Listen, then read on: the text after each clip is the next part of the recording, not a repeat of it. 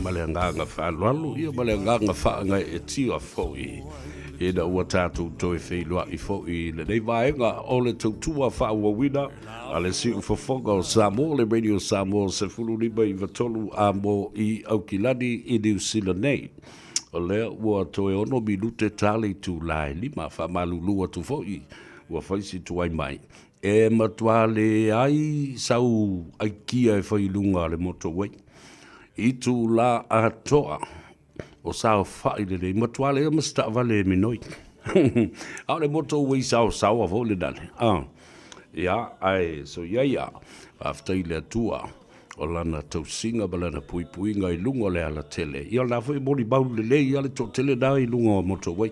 O le saua nga I Aukilani I saute, ma le watua nga I Aukilani sifo, le o ngā tutonu nga le mu o le taulanga whatau I Aukilani, so se mea. Ia, ua matuale ai a masau vaifofo e whaia iai. Ale mea taua, ia tau nuu male manuia I le no fuanga o loo wha moe moe iai. Nioe, ia lana fo I no watuai. Ale mea taua, ia o loo saunga le mu. Malo le tapua I le atunu, malo te talo, malo le pale, malo foi, le fato toa I tiute ma Faiva lo filima o le nei aso.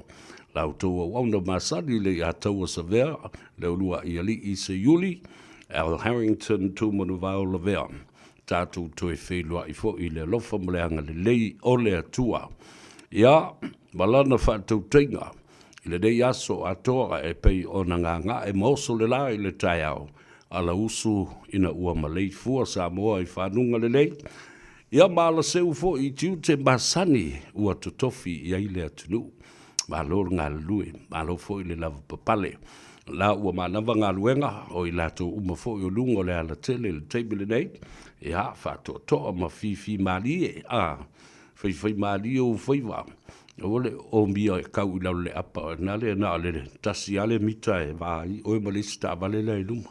Ele ise mea la e fia susu I fua le pampa o ta vale la ilu makunga. E mawai la usala. Toi poloka hatoa I fua I mole au wala. Tu uava noa fua I leisi ave ta vale tau faa le tonu ma faa vasi lona ma fau fau.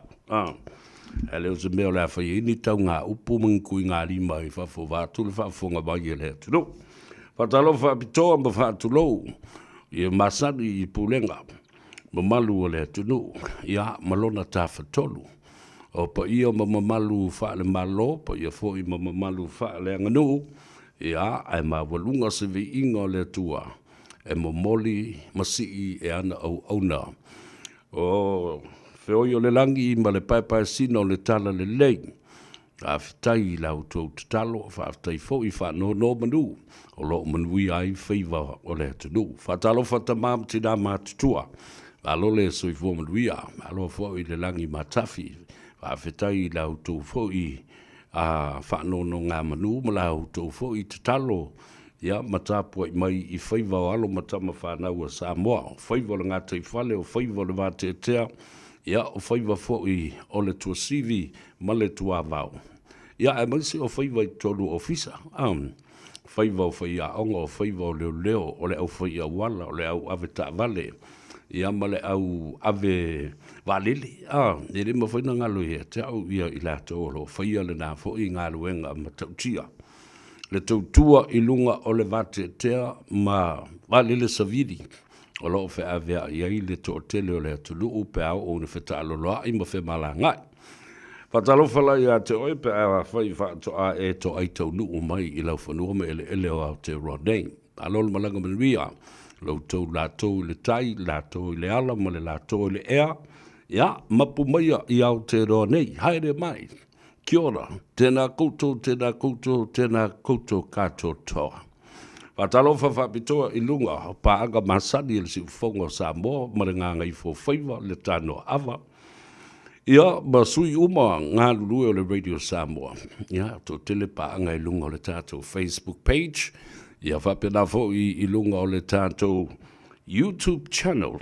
Ia ele ngata lai le nā.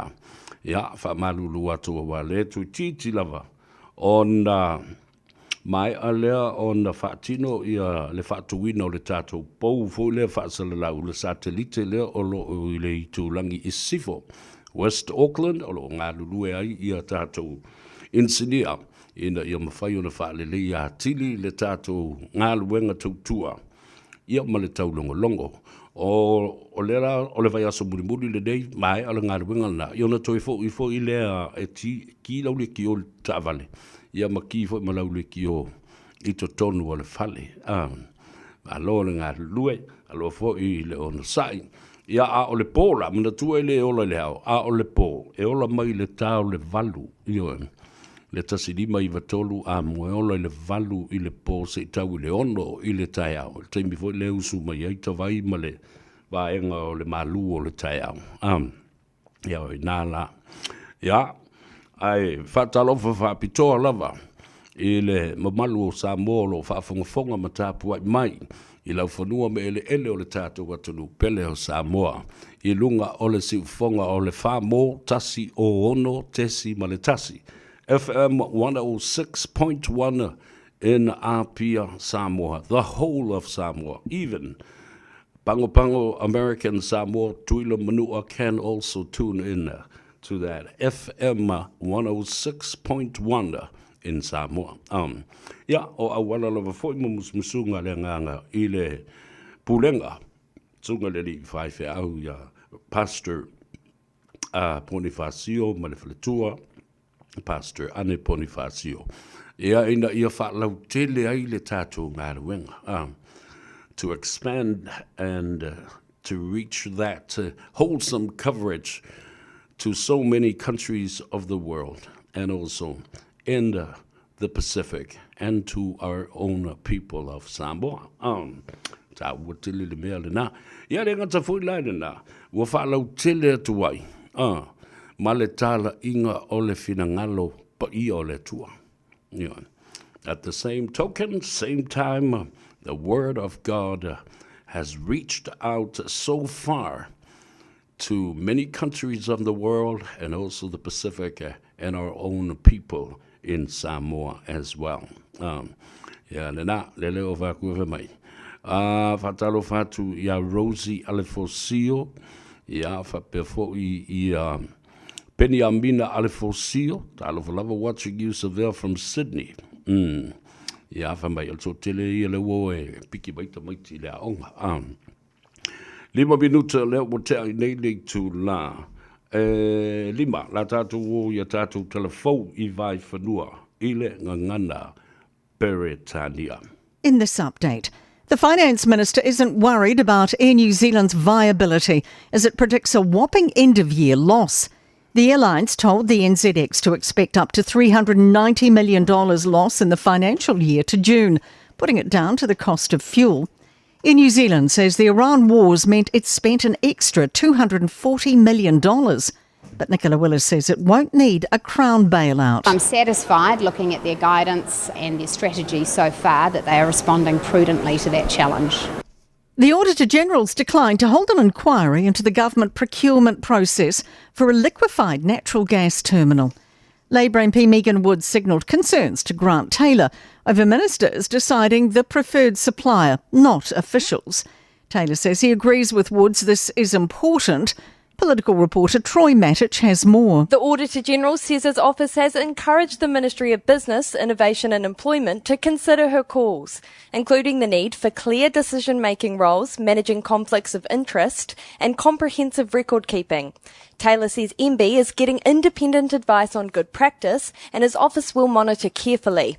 A high-stakes summit between Donald Trump and Xi Jinping could set future US-China relations. The presidents are holding 2 days talks in Beijing. They shared a warm handshake at today's welcome ceremony. Trump called Xi a great leader. Sky News' Chung Lei says Trump's predicting a better relationship than ever, but she says Xi describes the countries as being at a crossroad. He did not say that we are friends, whereas the tone and the language by Trump was a lot more friendly. Winston Peters is nipping at Chris Luxon's heels in the preferred Prime Minister stake. Chris Hipkins leads in today's Talbot Mills poll obtained by our newsroom, with 23% preferring him to head the country. Luxon's on 20%, Peters not far behind on 17. That's news.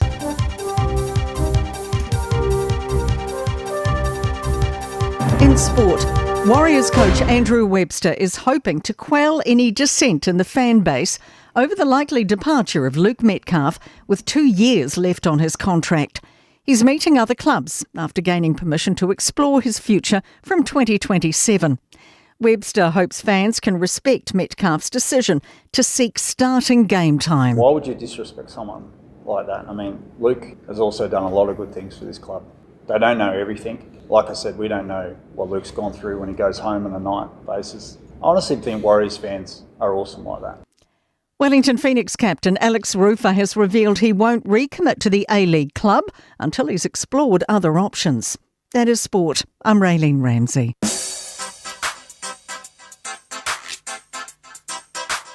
Ia le na whaafonga fo'i ia le tātou o tunuu ia tātou tala fau I vai whanua. I le ngangana peritania ma tautia le mele o tau whaafonga atu ne iai. E New Zealand mal mafuanga folendana o le walai o na matua maululunga le sitanga o tātou pasese le teimile nei. E o mai I le masina le nei. Ua silia I le tolu se lau. Iwa se fulu miliona le tupe ngau ale e New Zealand. Ioi, o le alan me le whaskuea I le kaunga kao pasese. Ea. Ai tusa ma le lua se lau whase fulu miliona tā la. Ia le tupe a fo lea o siri atu ua whao ngā I le whatawina. O le beta o le jet fuel. Ia pa o le pensini fau lea. Pensini wha pitona va lea. Mo valele. Ne fo uto whafonga atu iai ua uma fo ona whaile sa noanga le fionga le li palemia o Samoa. I le malienga al kabineta.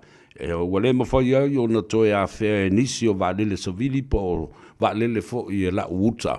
Le toi a whea tu I Samoa le mo se kako kupe ai ukua ia la ko pengsinki.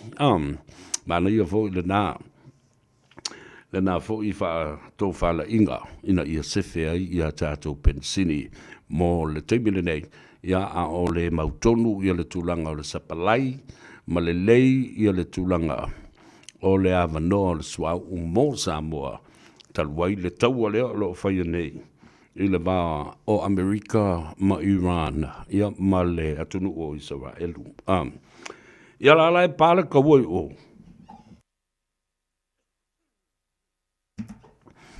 Ele o ke ai Donald Trump, la eva Donald Trump president Xi Jinping I o Saina.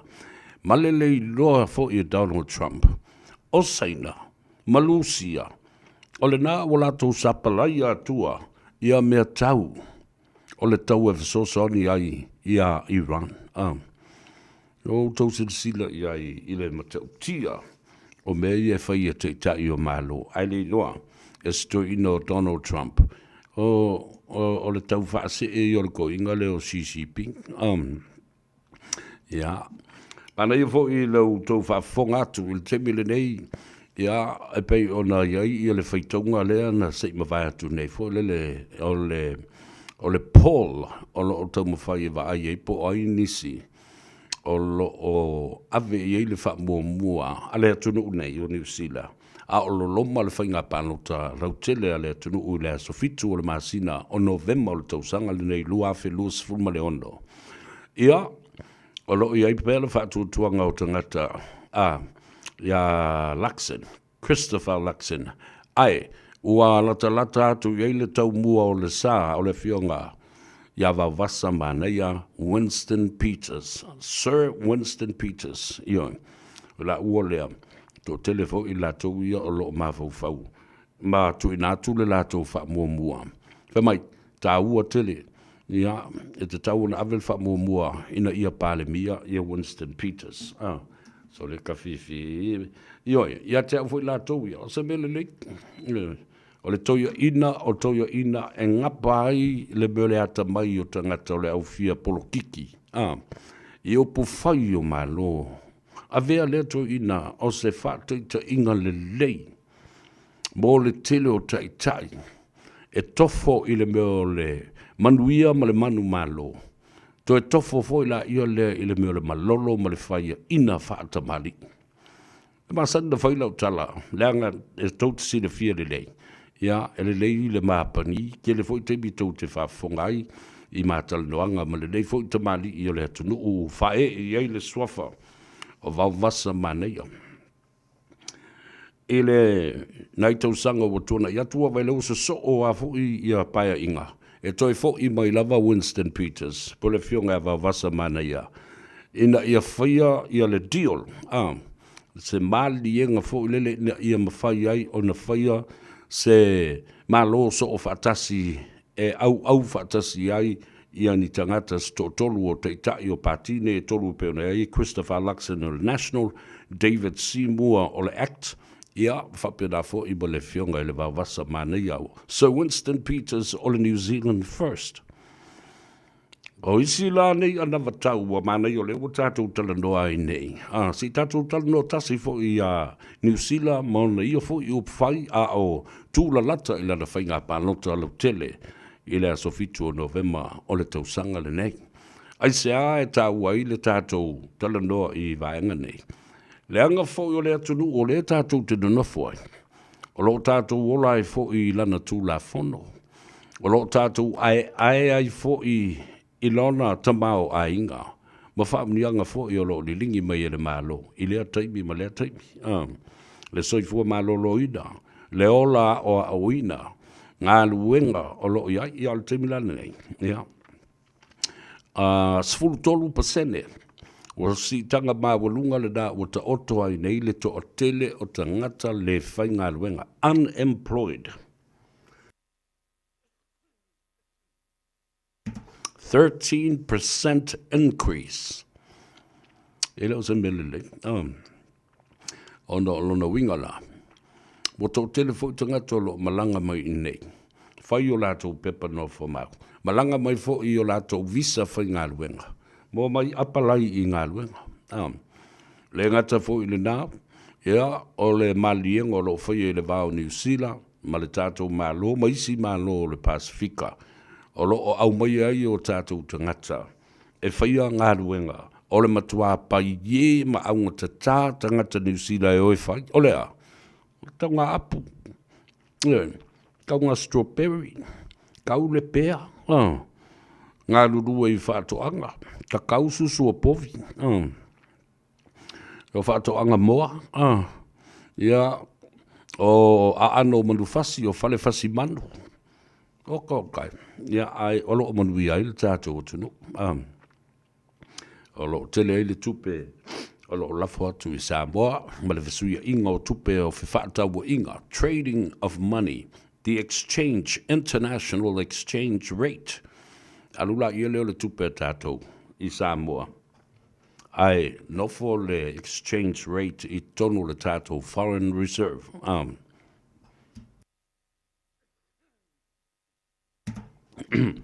Asu sila Samoa le vai asuna se mo vai atu nei. Le no vai atu wai. A e toi fia tali tonua. Ona e alula I le su le pol kalame le vai asuna se mo vai atu nei le atu sa vea le tano ava. Le anda au fatala noi na I le fionga. I le tei fono. O le tei fono fōne na. A le whala puputonga le au whaisa whanga. Whaputonga tupe manuia o le nupi wha. Le fionga I a tautai o le tuasivi Tangaloa Eddie Wilson. Anau tanga I la I le mawhaalongo le lei. Le upo ia e la lafo mai e tu le epa ma le ala ma fontoe ma la to le chapipi. Se a lava e whaalongo isi sui fai puli o le chapipi. Nā le to tolu a lea. E pepe se mai lava le mativa o iai Samoa. E ai se tupe whaatino ai lea ngā yoinga mlea ngā yoinga. Aia. Tangata ia o lo sila. Totoa I tupe le tunu. Le iai le Central Bank. ia whapena fo ia male whapatunga tupe. Ole nupi wha. Toi titi tasi tesi male fitu le tasi tesi male valu. Biliona. Ele ngata I tupe a whapena fo I aseta. O whela mo I au fake news I mo lau kalapepelo I ma mai nei upu. E whati ngai fua ma whapupore fua loto le atunu. Le sao noanga le na tangaloa. Lava ma totoe le whaasua a Samoa o lo iai I le teimi nei. La tata wo e tale pese lea. Ai o le asa ili se avanoa mo le tamaitai o ati mai eva banda. Ia ma le whawhiwhianga sui whiwhiloi fo'i. Ia e whaala I bata o le au whengaluenga ua maa nawa. Ia ma o lo o I lunga o le ala tele le teimi le nei. Wa le mose whelo inga ma le tamaitai o ati mai le Henderson Cars ia ai tu ina tu pea. Ia whaamatalanga ina ia whailo pe le whangatia le whesoswani o lo o amanoa. Ia pe a whai o lo o fia sa ili se ta vale le lei mo le ainga. Ile nei fo I vai teimi o le tausanga wo o mai le tau malulu. Kiri manga o se ka vale kukulu wa ma se ka vale fo le alu pe le awala. Ile timunga ma le savili ma le malulu. A le whakangisi ka makina e alu e mori le aonga. Wala au tamaitai o ati I le telefoni a le Henderson Cars o valusalau fitu tasi a le ole na a nga I ai I le lato tu atusi se lau iwa sifuru ma le wha Cavendish Drive I nai papatoitoi manukau ia pole asiasi fo I lunga o le lato apio fo linga e o lava I le tau le tu la sifuru ma le tasi I le po ananei o le ai lava le tangata e matali atu I lau mana onga. Ja, le numero na o telefoni o valsalau fitu tasi. Fatalofa I lunga le tātou apio fōlinga. Facebook page ma le tātou YouTube channel. Sila lau. Ma lolo sai fōmaruia. Rosie Alefosio. Selina Siosi. Ia mai lātou umalava o lo mafuta mai ai. Tufal tātou pol kalame. Ina ia mwhaifo I ona malama. Ia pa ia mawalunga o le tātou o tunu. O le mea tā uala leo te avatua I nei. E le iloa po le ale teimi e toi pa ua I pāsese. O le e New Zealand. Leo tau whaafunga mai. Tolu se lau iwa se fulu miliona tā la whaapopo I Malaysia. Tupe lua se lau wha se fulu miliona. Ua alu le whaatauina o le pensini whaapitoa mō valele. A lot of we don't know when those flights and cost of those flights will ever come down. We don't know. Wa tatu te le lopo le umi o le apoloka I pea le vaenga le na va piapi o le ala sambi. E fewa ia vaa la uswau uma vaa la o loa I le Strait of Hormuz I nai Iran. Ia ai ele ngata lai le na. Toi fo I maila o tala I le toina wawasa mana ia Winston Peters. O le mele o lo o ta oto I nei ia le anavatau le Winston Peters. Ele tele se pito. Fa mai le tala Winston Peters I landa anavatau le ua whaasalalau le teimina nei. Nā te le langolangoina le si itia. O le tausanga malolo retire pa o le tausanga e malolo pensiona ai le tangata. Mana tua sa ono sfuru. Leo si I le ono sfuru malima. A leo fe mai le national. Fe mai Christopher Luxon. O le a si I le ono sfuru ma le fitu tausanga le matutua. Ia se vavai. E o atu lisi tausanga o si I lunga I le ono sfuru valu. Ia po le fitu se fulfo. Se vavai I le mafaufau. Ia whafonga le tali mai o Winston Peters. O le tali le wa mai ne Winston Peters. Whamai e te alofa I lo ta mamatua ma lo tina matua. A o le a le tausanga lea ua ngat I ai lo le soifua le tangata. Whamai le tala Winston Peters. A whai e tula I mai le New Zealand first. La tau te matua I la lango ina ia whaamanuaina ma li lingi atu whaamanuanga I tangata mātutua. The elderly, we will look after them well. Why? Aisea, ono I la tau nei na mua I malai. I le ta pena ina, o le ta mau a inga o New Zealand. Na sa wai I le tele o tausanga. So yo o mai I le tai au le nei. Now, the New Zealand population is aging so fast. O le pinga le upulana. O tangata tawa whai tawa whainga o tangata New Zealand. E toa tele le pasene ua ausia tausanga le na ono lima fitu sefulu whaasolo atu le fitu lua fitu lima valu sefulu. Tangata nei, sa sili o na tele lo ratu au ngā I le tapena ina o le tamao a inga o New Zealand. Mai le te tau foila o na alo ta mala I ai. E le ngata I lato pensiona o fale o tangata mātutua. Whapena fo I lato benefiti o le public transport e whiwa I ai.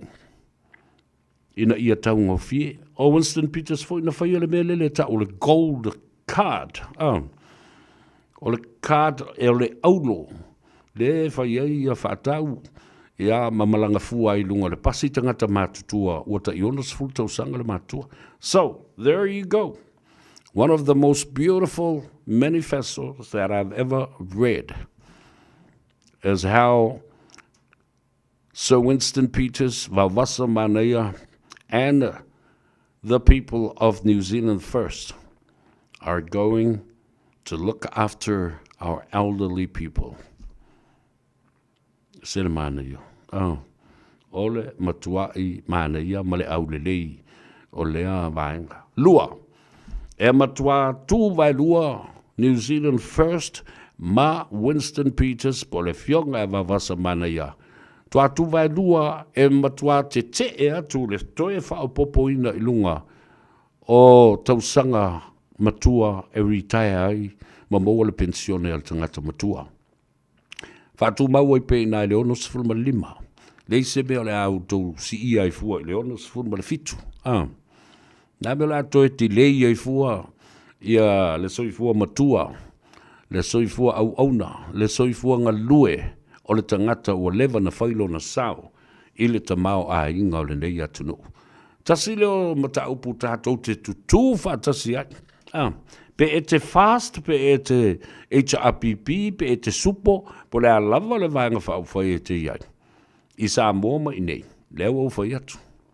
Ioi. Oni mata upu tā ua nei e te tau na tātou wa ai matanga I masilisila to toa I ai maoe lango lango. Whatalo whātu le uso I a tau sili. Tua I malo. Malo stau, malo le onsai fo I ngā luenga, ia me se fo I o ngase o le tino. Wa moe lo manuia oe ma le ainga, ia mo fo I le awanoa. E te whaafonga matapua I mai ai. I le au nanga ma le tautua le Radio Samoa. Ia e se lava fo I. O te whaalongo, ia, e on loli a tau savea, ia wale o kele fo I male. Male leo le TV, male screener, a leo so ia tau sili, tua I malo. Polonga leo pena unasa, malo li le soifomria, Amelia Mikaele, talo falava, ia whapea fo I Penyamina, malo, whaftai le mafuta mai, tufal tātou por kalame, share our program, leave a comment for me and also smash that like button. Talo fatu ya leupena, aloli leupena, mei avito talo falava to fine, ya, via tele le nei a fiafi, o tuala sea Alexander, maloli tuala sea Alexander, ya, whapefo I le tamaitai, nisi alai lua, talo falava, malo, watching from Sydney, Australia, Alo le soi fo manuia whaftai fo I le nei a fiafi. Ia, vaenga tā uala na e te nofo ma e mawhau whau iai. E iai se teimi, o na whailo le whangatia. Wa le na whai le mātou talanoanga fo I ma le tō whai a tele ai. Ai, e le lei a le alo I e le teimi e fi. E maliu mai e leo na muenga. Ia na whaalavi loa fo I lea o le fuafuanga alualu mamau. Ma le sui o Samoa ma le Pasifika, lea o le ata moe I lalo o le fua, ale New Zealand first. And we can do it again, all over again, because we did it before. You know, wa sulu mai Winston Peters, ya ma le wanga le tofa tali ai Edward Puni, o nei, o le tofa ya tuilangi se pele, e sera. O le tofa ya le atio, lapa matamua, o le sunga ya muritalo New Zealand opa. Tau tele sia mātou team sa ia I le vai teimi le nā. Ia, whai mai. Ia, e whai ngoa lava. E le ta ua ia sa vea. E ta ua Al. Whai mai. Whaso sori mai. E wha alawi loa le sui o Samoa le la ta moe. I lalo o le fua a le New Zealand first. I nei tau sanga. Se fulu mon tup tau sanga wa tuana. Iatu. Ia, le tua whawhine. Ia, Asenati Lole Taylor. Ia le mena na whai. Na mātou matua I li watu mi milo mai langona o le atunuu. Ia, ma mātou wō mo moli le tamai tai o Asenati Lole Taylor I le maota whono ma le pale mene I lalo o le fua a le New Zealand first. Ia, e le to e fōu lai le whaafonga mai le atunuu. A mātou mafutanga manite I tai longa o New Zealand. Ia. To ina lea, mai mau pe ana. So o iai le tele o leo whai porokiki mātutua ie, wa le whaale tuntonu o lātou winga ma lātou amionga e whai. Me le tau o le malolo whaatamari. Poto I o le tamalo I le whaingolang campaign. Yeah. Ai ina ua malolo Winston Peters o whaafia. Pa lota lau tele le tunu ule nei. E whaia ina lope malolo Winston Peters, tulai Winston Peters, amolo na moenga, maalu lo e whai e whangota. Alu up north e whangota, maasi o na ainga. Avesi o na to lua malana whanau, la iti o le whanau o ana whanau. Take his wife and his grandchildren, jump on the ship, a cruise ship, and go for a cruise around the Pacific and around Europe. Go fishing. Go visit friends and families and supporters.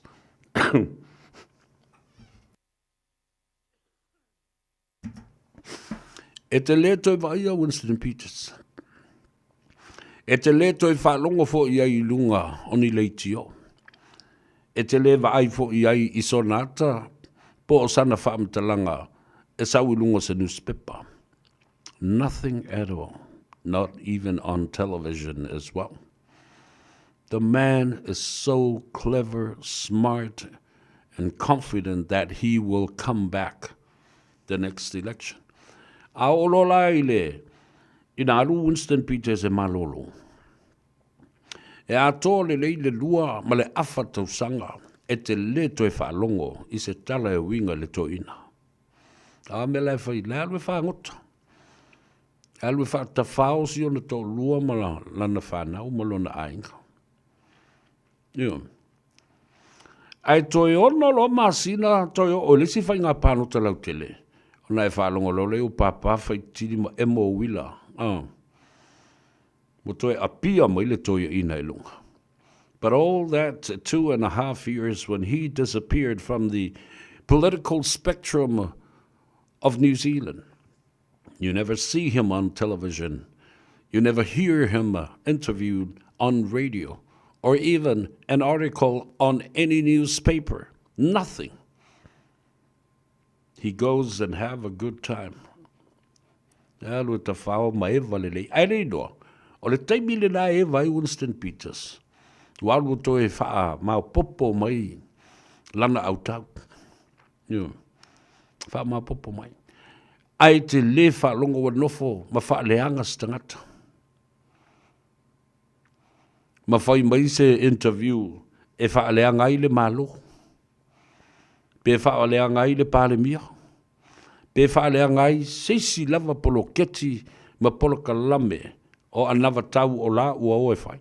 Le ala de nai le no whai atu pēr, ma whai atu pēr. Se I liu ai le tō whā ale mamalu o le atunu. Le o tō iloa. Ina ua tō ilalo tō le epa. E le nofo ai. E saua I lunga, e sau lava mori mai le nā, mo mori mai le nei. Dala le nai ala iuna whai atu. Ana ua tu ua noa. Se I whaile whilinga ale whaafale tui wa lewa na fisilingia le ta inga tu le epa la tau ia wa lewa na toi fo I le RPP I se tu langa le lei ma tau whio lolo malata mai e atangi ai e toi ta ina atu ia I langona o tangata. But right now there are massive numbers of HRPP supporters. They are turning their backs on him and even to the party itself. O I foi la le sau mai lava ona o le ti ngā o le loto I le meo le malolo o le ema whai ai o na ola I le upu o le atu nuu ma le muanga ngana le vaunga ngana o le ava fata o le malolo fata mali I o le mea le tupu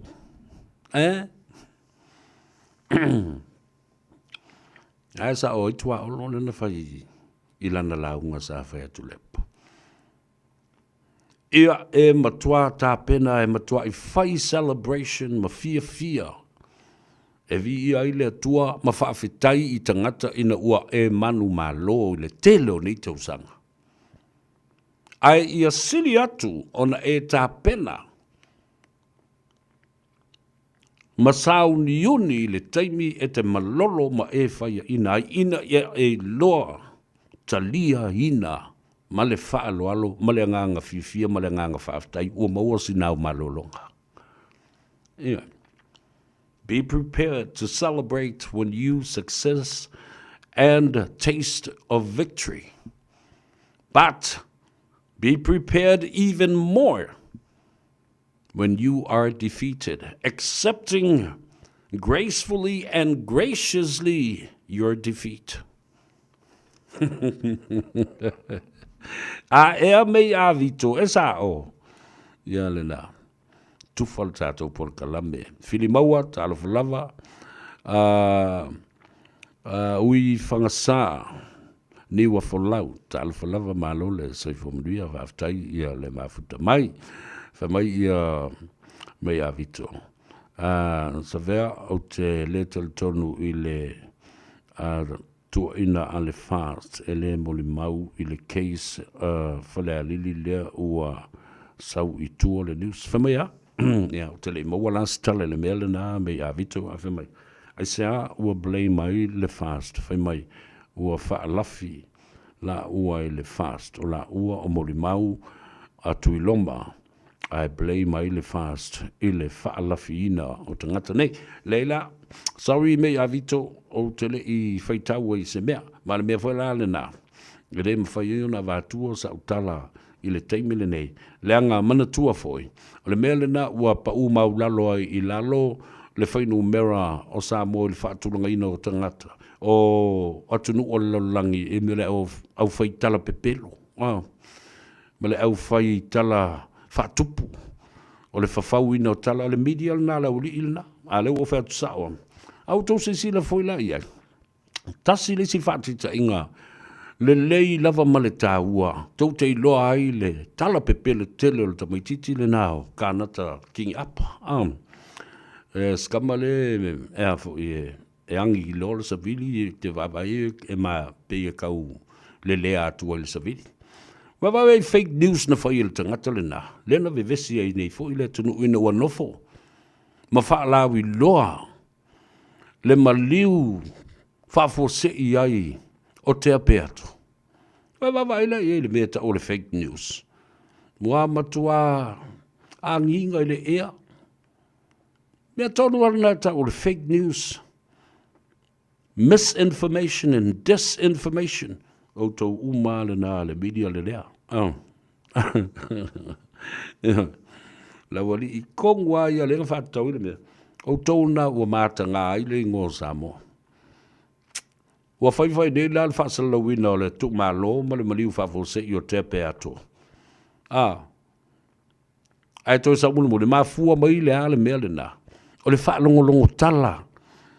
I meo me avel sabili. E le ai sona tafue. Ma sona wha maoninga ai punga i lunga i le social media. Tongi lo. Ai tongi atu koe pisi mai pai mata mata ngā ma le maasias. Ua fia ni mea mata ngā ni tanga te whai. Tala pepelo. Ola ua tala le nā. Ma e amata atu le sona le mawhaina o toe nofo ai. Awa o le pepelo lea. Whawhai lunga ma leisi pepelo. Pepelo ai ma le atu nu. Nena awane ngalo ia te utou le nā fake news. E li whato ese i le ainga li whato ese le atu nu. Nio. Na le lua la lafi solo mo mai tau ma whai e su ese awala e. E whaasisi ai lo wha le liwina o le data le nā. Ma le mafuanga wa laio na tu limas fulma le iwa Samoa. Mai le whaatulanga ina o atunu o se lau valus fulu le laulangi. Nothing to do with the suppression of the freedom of the media. It's all about your fake news. All your media propaganda of the HRPP. Afoi pēno whai atu la so nafi.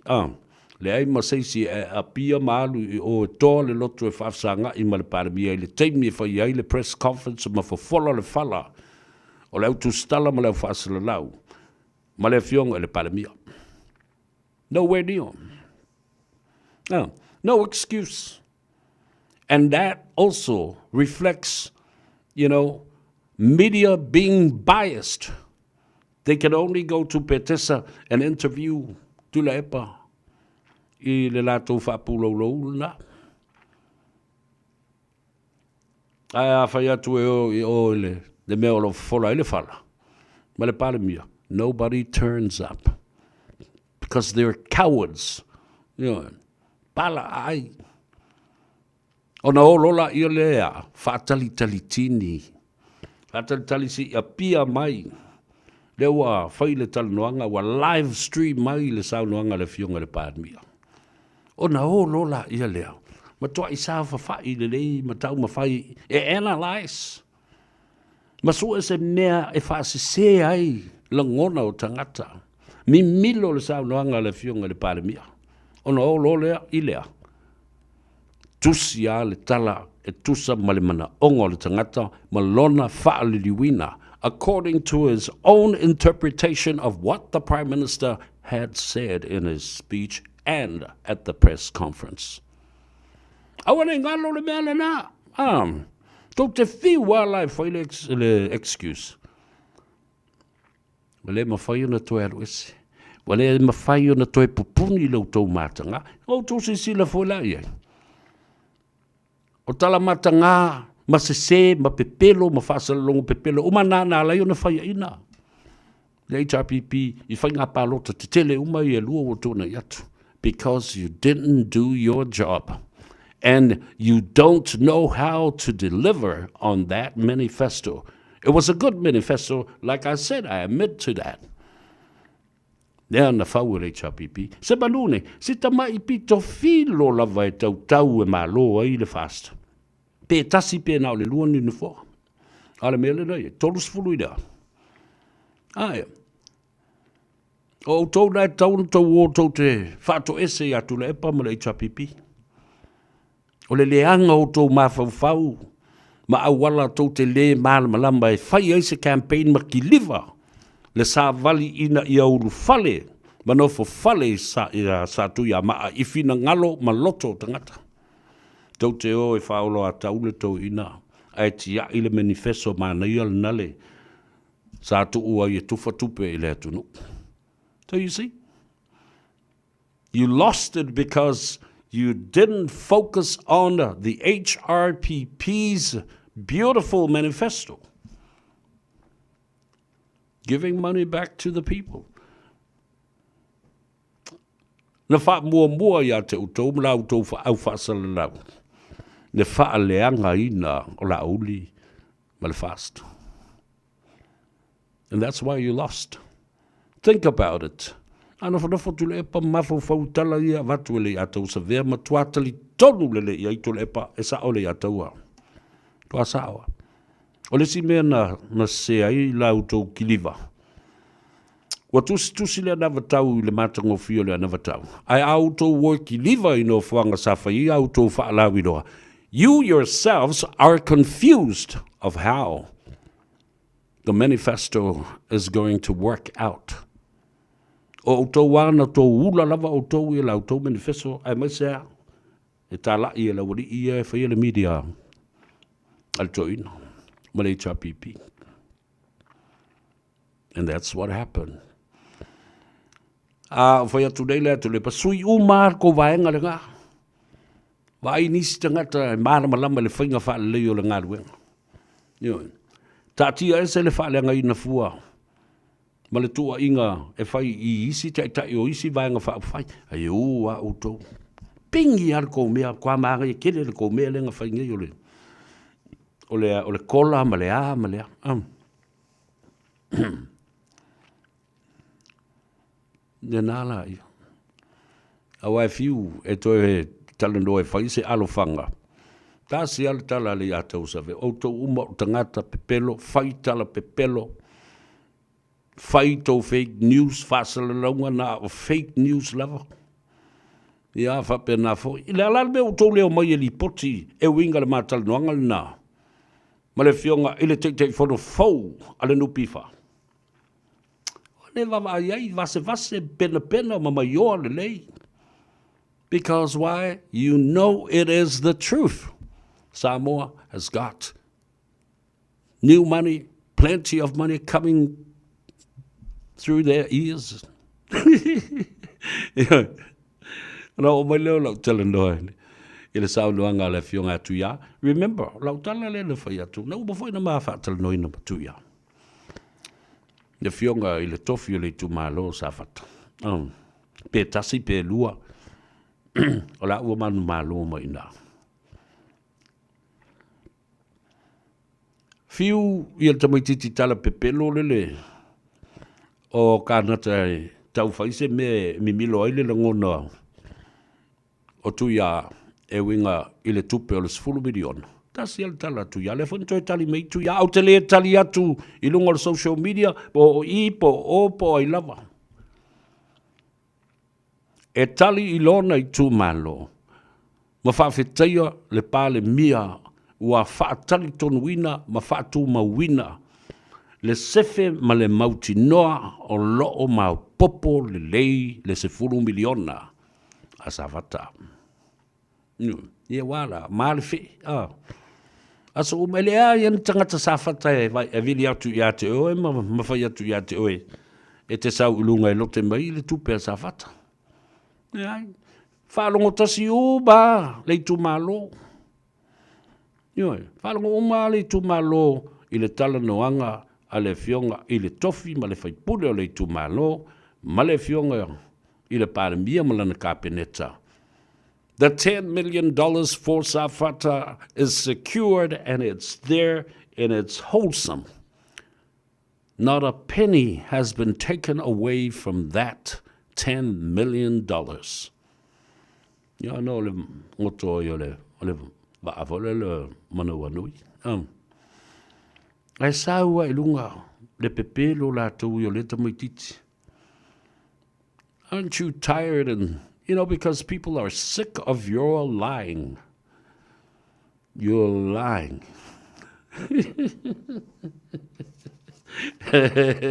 Pepelo tu, pepelo le ata, pepelo tatia, tautot.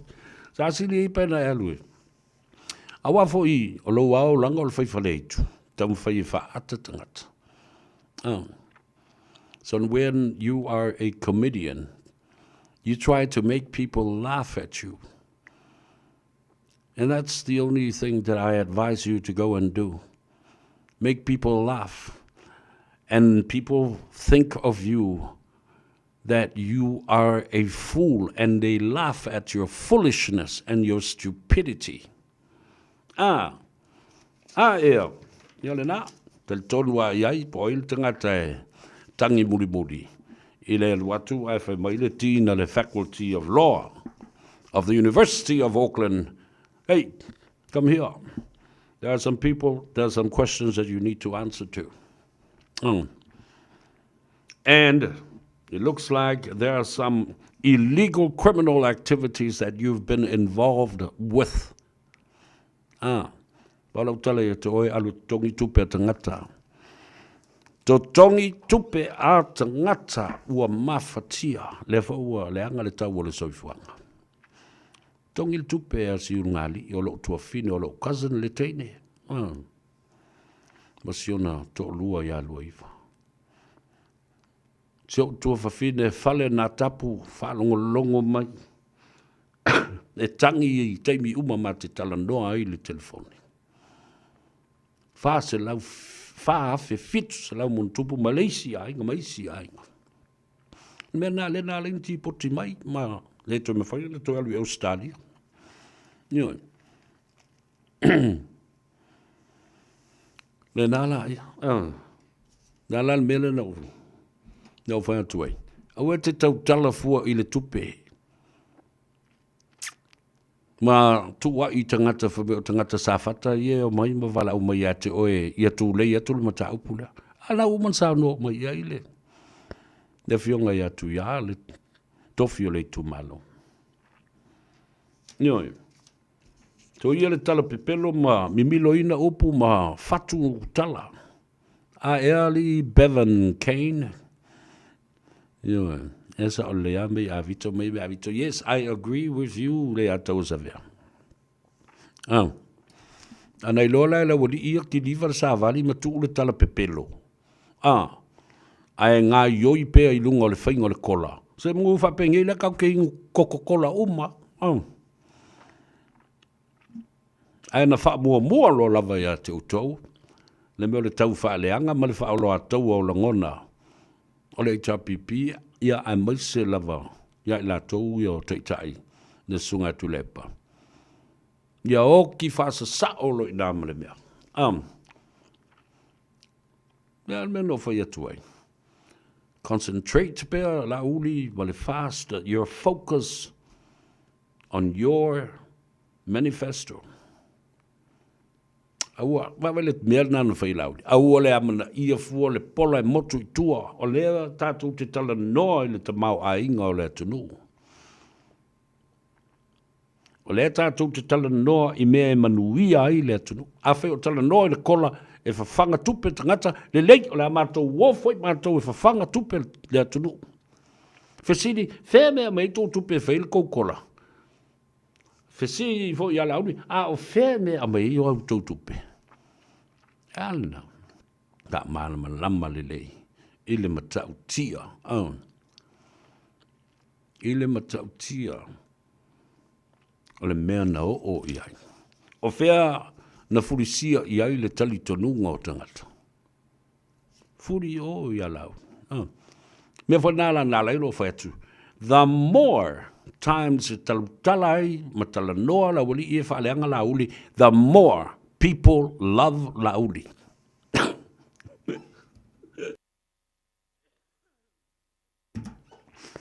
Ala whatu ai. Campaign na no whaia.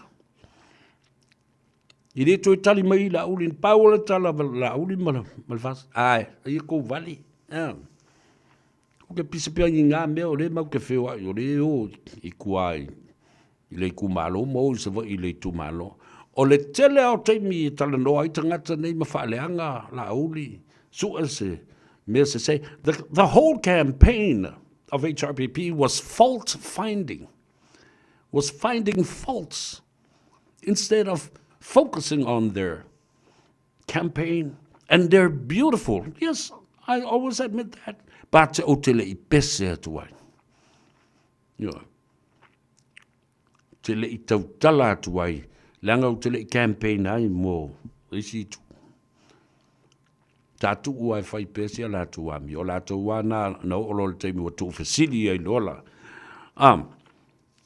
Ia o la tu ia o to e wha matanga le la tu. To e tali a te mai. E oi whawhawhine e whanau ma whai ala tō pepe. E mawofo I kora ka makinga o whangau o whawhawhinga o asongi. Wa mwhainga whangau ia me o whawhawhinga. Se wawai le uno kaka.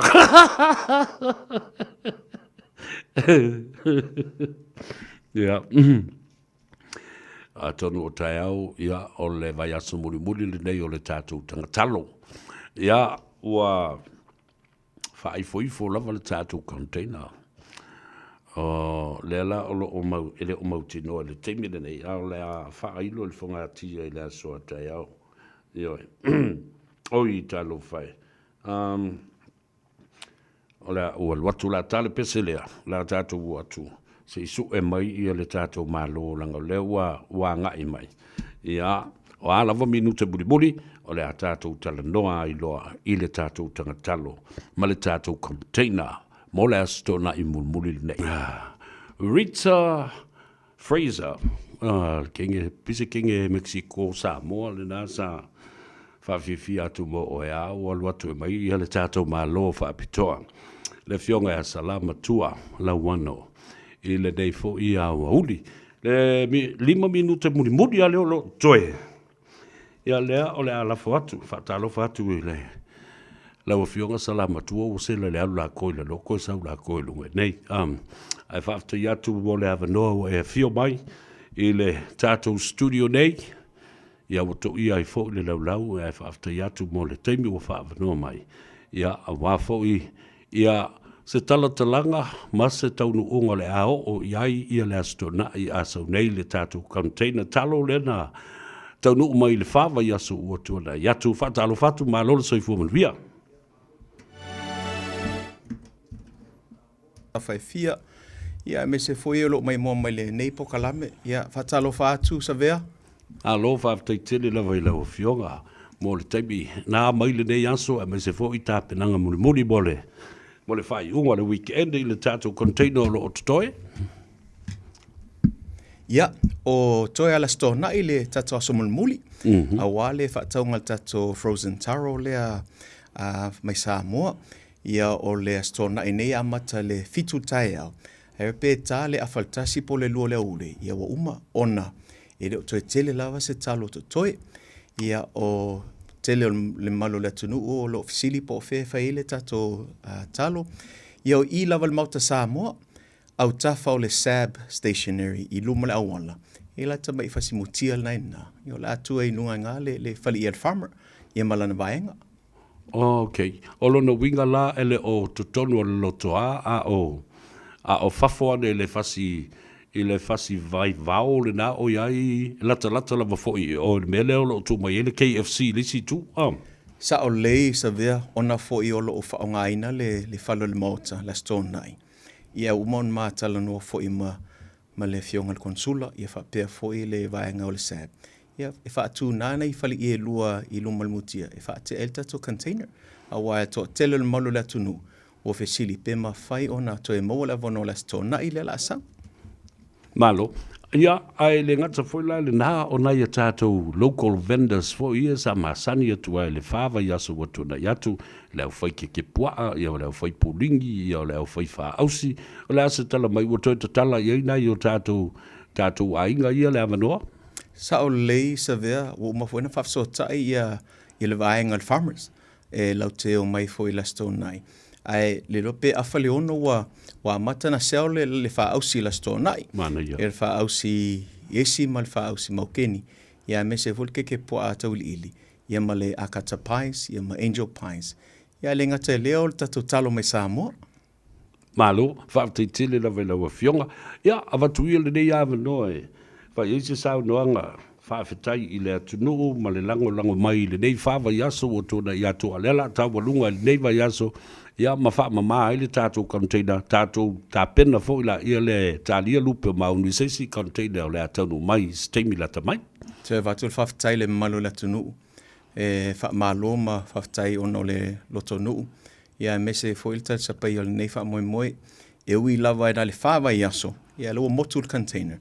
Ia atono lo o sesi fo I la asanga e mwhaina toe malanga tui Samoa e toe talano fo i sesi container talo. Ai mo le malu le tunu whaftai lava o le stona isa vea sa watu ia nai ainga whamai o mātou e lango ina le HRPP. Ia o whatu ia mālo lava HRPP. Au le talo nei ia wa awala mai lalo e le mālo le fast au le mālo Samoa. So tateo e lango le current government. Au ilea ia ana lei foi le tato anga batau le al fast. Ia le o mai le tato container le mai Samoa. Ia o le lau te whawhetai mau tue whamanatu le malu le tunu. Atua fio mai o talo Samoa. Ia o le cash only. E le se FPOS. Ia whawhetai foi mo whautuanga mai le malu le tunu. Ia fia o mai se uru, fia o mai se ufi, fia o mai se whai. Ia me uma foi ia whai stepu, whai la sanga. Ia o lea la, mo le taimine, ia tato mai whaatau le tato talo. Ia wala ufu mana lafo i se tupe Samoa. Malo whaftai. Ia. La se tala whaatopitope i le tato special, oso i le astora i nei. Ia, special lava i whengo fie. O le lava i alu le special savea o le 2 for 50, ia 3 for 60. Ia ma le 5 for 120. Ai a whapea o e te sau whaatau lau 5. Ia te ewa maua lau extra pepper kalo. Pe kei fula ko ese le 20. Ia, ma lo whafteitele lau a fionga salamatua. O leu ave fo i le whaftai ma le whamanuia i le atunu. Ia, ma toi te talo atu o le toi aso nai moa. O le atatou wheiloa ia i le astona ia sau nei. Luma tonu e leo to tonu o le lotoa le Malta Samoa. A o fafo mai luma o le sapi me fo i le ia le fasi vao le nā. Nā la atu wai le tatou. Ia le tatou lau mo tatou talo le a whatauina. Ia le ngata le nā na ia tatou whale ainga fo i o le a fio atu. Ia a inga i whatau ke pua le pulingi ia va pe fo i maisi tau mafauma. Whaftai tene lau fionga sala? Whaftai, ia. Manuel nea fiafi, whaftai Samoa. Stay safe, be safe, ia. Tato whelua ila stona i pulelo whaleli o le tua. Ia, soifo ia.